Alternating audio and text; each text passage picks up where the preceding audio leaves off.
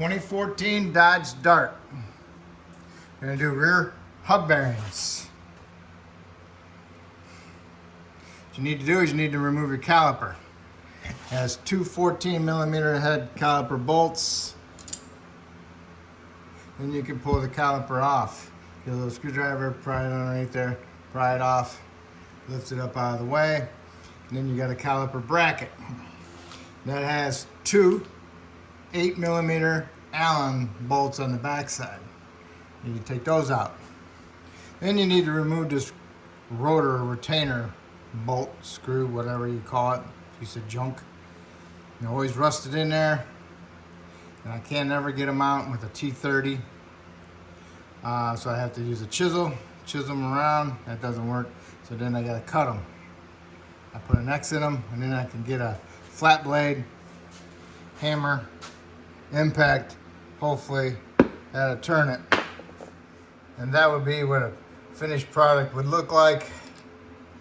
What a pain in the butt. Yes, sir. Caliper is off. Make sure that your caliper bracket slides are free before you go back together. And you got 8mm bolts on the back side. You can just use a ratchet with them. 8mm socket. They're both loose. Remove your bracket. Alright, now next thing to do is to remove the rotor. So I'm going to X this one the same way, and then hopefully I can get that thing loose with my flat blade. Used to belt, I put an X on, I'm going to chisel on there and bust the pieces off, but these bolts are pretty fat all the way through. If you're going to replace the rotor and the hub, like if you're doing brakes, just remove this cover and take the nut off and take the whole unit as a unit. Okay? But if you're not replacing the rotor, then the best time to do it now is on the vehicle, so that way it holds it for you. There's my X. If you're doing this job for yourself or whatever, just go ahead and buy new rotors. Just leave the rotor attached to the hub on the rear. You don't want to go through this. This is ridiculous. So, my next job, if I do these again, I'm replacing the rotors. If these are on there. But I'd replace them anyway, just because they look like crap. Oh yeah, I got it. I put the lug nut back on there and tighten it up. That'll hold it flat so it doesn't, you don't fight that also, the rotor trying to come off. Alright, look at that, ruined my bit. That's at least an $8 carbide bit there. I'm sure the customer's gonna pay me for that. So next time, just go ahead and replace the rotor. What a pain. Alright, next thing we need to do is get yourself a little scraper. Remove your dust cap. I use an old gasket scraper to remove my dust caps.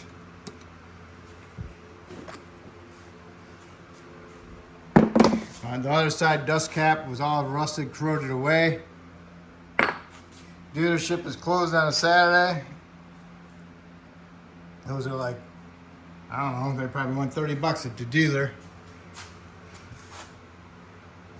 So next you want to do is remove your nut, a 32mm or 1 1/4 inch. Go ahead and remove it. Nuts off. Over here and grab it. Pulls right off. Right here's the ABS sensor. Do not chip it, hit it with anything. Careful with it. Just wipe it off. The sensors are around the outside of it. Okay. I'll wipe that off and get my new one. Put some anti-seize on there. Put the new one on there. New hub. You got this thing stuck in the middle. If you pull this race out with it, you're probably going to be doing it like that and push it out that way. When you do it that way, this race drops out. This race will come out, and then when you go to put it in, you have a hard time because it leaves a big gap in there. What you need to do is put it back together upside down, because it allows them roller bearings to drop, and then you can put this inner race inside the roller bearings, so it has to go upside down to install it. I found that out the hard way. Now I'm gonna get some anti-seize on there.